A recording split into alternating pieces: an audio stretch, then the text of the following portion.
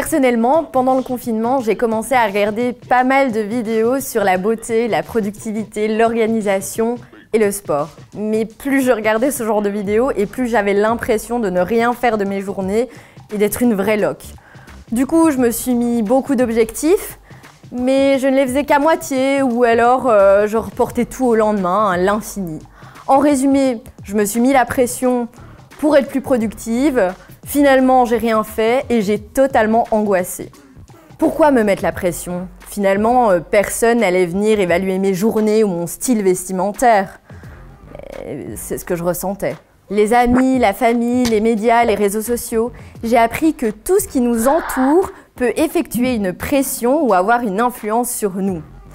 Bon, il ne faut pas s'imaginer qu'on va se mettre autour de toi et qu'on va t'inciter à faire quelque chose que tu ne veux pas. Même si ça peut arriver.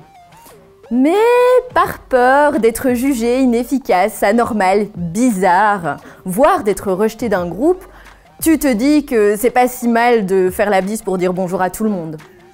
Ça, c'est le conformisme. En gros, c'est un peu faire comme tout le monde. Attention, se conformer, ça peut être très bien aussi, hein. Comme disait Aristote, l'être humain est un animal social. Nous avons besoin de nous conformer aux règles de la société ou d'un groupe pour survivre et de préserver nos liens avec les autres.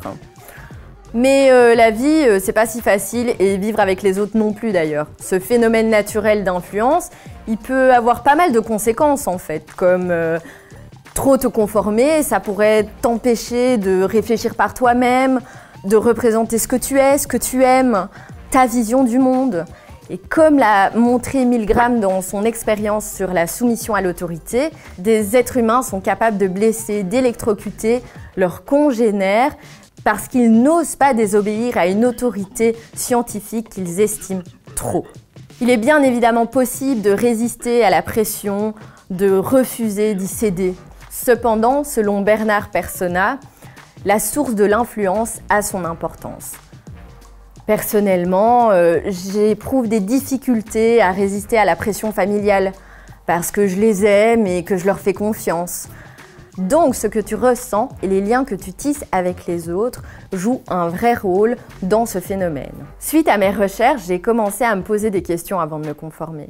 Comme ai-je vraiment envie de vivre comme ça? Ou ai-je besoin de cela? Ai-je envie de cela? J'ai réalisé que s'interroger et s'écouter est essentiel. Mais vu l'impact que l'environnement et les autres ont sur nous, je me suis demandé, sommes-nous vraiment libres? La liberté existe-t-elle ou n'est-elle qu'une illusion? Avons-nous vraiment le choix?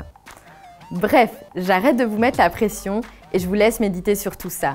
Surtout, prenez soin de vous, lâchez prise et n'électrocutez personne.